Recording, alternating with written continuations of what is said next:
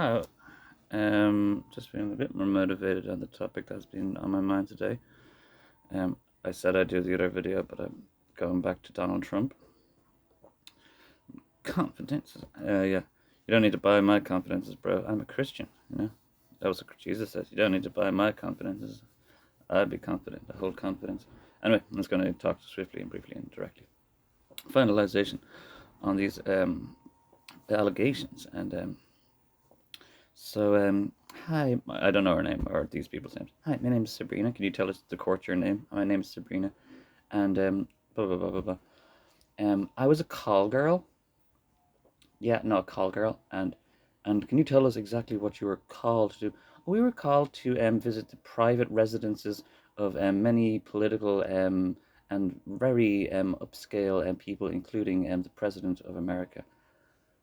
Oh, silence and coughing and people writing down things in the court. Sounds kind of, you're thinking something, aren't you? You're already thinking something.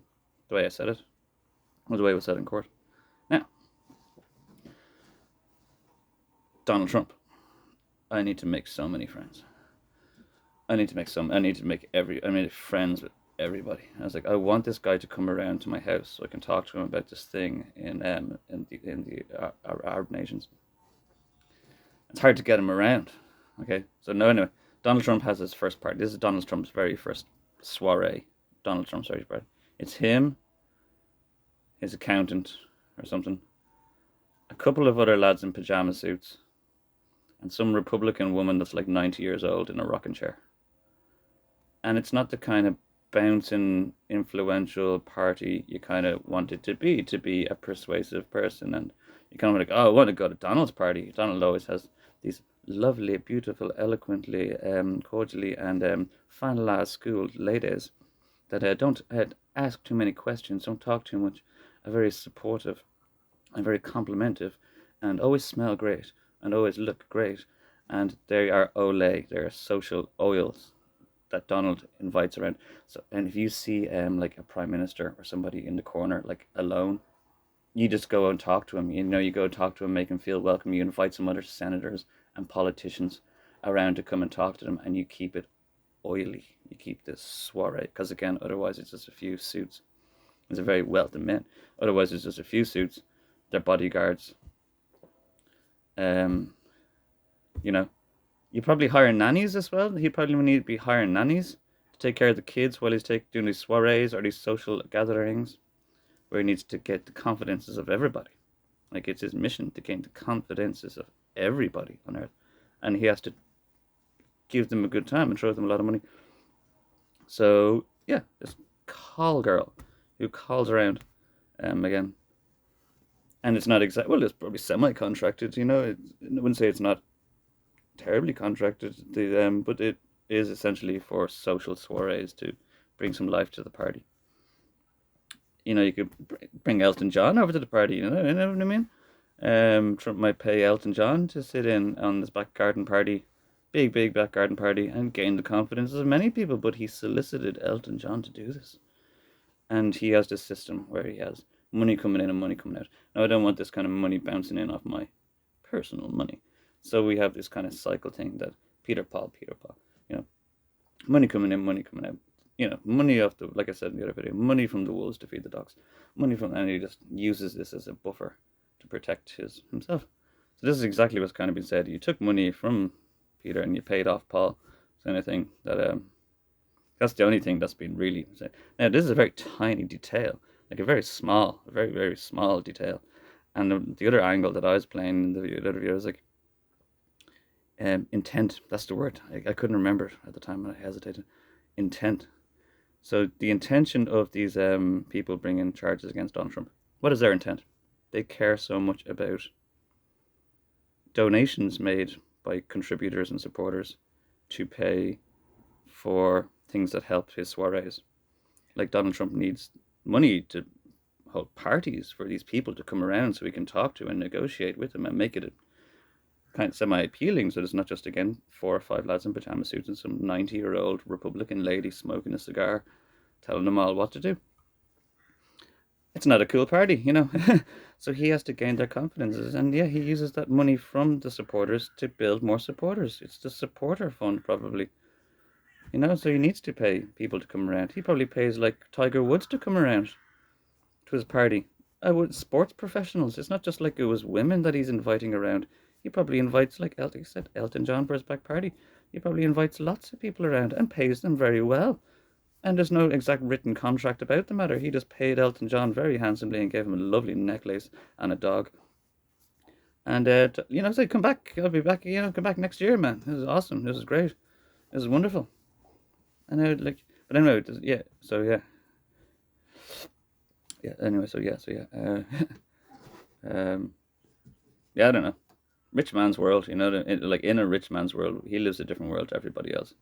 And like I said in the other video, he'd be throwing money at people just to leave him alone. Just leave me alone. I'll just throwing it all around so they just scramble all over the ground and just leave me for some peace and quiet or some solidarity from my friends and family in my life. Because we all need peace in our lives so we can birth Israelites. And that's what we're really meant to be doing. So yeah, rich man's business. I guess we don't know the game, and it might apparently be shocking and appalling. But yeah, that's what you got to do to make friends in the world, you know. And you're gonna need Elton John, some wonderfully and formally and fan schooled ladies to come around and be so pleasant and eloquent and keep the party rolling and be very positive. I've always vote Trump, of course, and you want these kind of things, and you know, and yeah, and just be complimentive and friendly, and if they go on their way afterwards or something, that's nobody's business. You know what I mean? If you meet at a disco or anything, you go on your way. That's nobody's business. But anyway, those semi-unwritten contracts and or whatever that appear. So I was a call girl. Yeah, no, we were. It's just actually lots of. I don't get all the girls lost because you know what I mean. There's a few cafes down in Honduras that might give you employment after all of this. After you lost the confidences of Donald Buck's entire phone book. And you're going to be losing the confidences of all Donald Buck's entire phone book because I wrote this in a message or somewhere. Did I say it earlier on? In the coffee book? Yeah, I did say it, yeah. Everybody that technically has ever, what Donald Trump has ever bought a coffee for is now vulnerable, you know? Unanimous freaking, a unanimous conviction against anybody that Donald Trump has ever bought a coffee for. And I imagine Donald Trump has bought a lot of coffee, so I reckon a lot of people might want to feel unanimously concerned and just make this thing disappear. You know, just make this because it's blatantly was it intent? It's blatant intent. There's no intent for justice. It's an intent for exploiting the justice system to to rock Donald to Trump. So, there's a Rockefeller Trump thing, and they actually abused Trump. I'd like to tell Trump about it. Yeah, they all abuse his name. Anyway. Not to get too messed up in businesses. I wouldn't want to tell anybody. Damn, I gave somebody's confidence. They don't have my confidences anyway. Rockefeller trash. I don't care. Sorry, I'm fearless. Rockefeller. There's nothing to be afraid of. Rockefeller trash. Rockefeller trash. Rockefeller trash. Check him out now. He killed his twin brother right about now for more money, you know, more inheritance. Anyway, we're all right. Your own brother. Anyway, yeah, so that's for Donald J. Trump. And for Sabrina, sorry, that's probably only coaxed into it herself. I doubt she had any intent for justice on the matter. Like, I doubt this girl came forward actually in the first place before she does get destroyed and sent off to Honduras or somewhere because nobody will give her work now. I doubt she came forward. She was probably approached and encroached. And that is approachment. There's probably legal terms for all of these things that kind of come to my mind. Intent. She probably was approached, and you could probably build a case around that. So you're just like approached and kind of asked to set out a narrative. And this girl again, sorry, this lady or this young lady, is very good at kind of doing what she's told. So you never know. I wouldn't be hating on her too much. Forever, like, you know, everybody wants to bring down a man, rich man. It's only snakes to be beaten off away with the sticks. Anyway, I'm gonna play some guitar. Do what I do. Yeah, until I get employed, until I get my job off. Get my job off, and I get a job, and I get my job off. And yeah, and yeah, good things ahead. So yeah, that's the final one. Just on the outer kind of dramatic details of this case that you're thinking that there was call girls paid for and they used the donations. Yeah, it's yeah that's what I would do this. I would exactly do this if I was a very self-preserving wealthy man as well. Yes, I would. Yeah. And I do what Jesus would do, not to compare ourselves to Lord. Yeah, no, that's what you have to do when you're a rich man. You have to pay everybody off. You throw money everywhere, and that's only even excess because this lady was, or these people, or whatever, were only paid. Like, you know, Donald Trump, and right, and you like this Waffle House on the corner of 42nd Street. You have to pay with a 50 every time for like a whatever $4 waffle, but he really likes the Waffle House, so he pays 50 at least every time.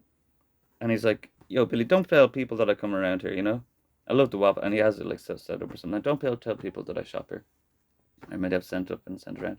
He actually might get it personally delivered and give you €1,000 for a few waffles. And it's like, that's a rich man's world. Like, you know, don't tell people that I shop here. I don't want people all coming around and say Donald Trump's Waffle House or something.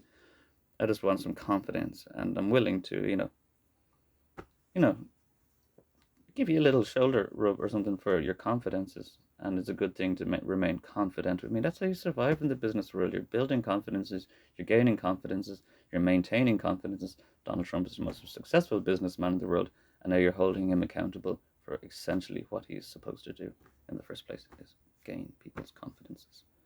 Yeah, there's a lot of different fucking people, and if he survived long enough, he must be clean enough to survive. Because you don't survive if you're not clean enough. So like, there's nothing really to be very concerned about the moral state or dignity of Donald Trump. He survived basically. I have the same thing. I survived. So like, stop biting at my ankles. Guitar. I must tune guitar. I must play guitar. Okay. Yep. Here's it.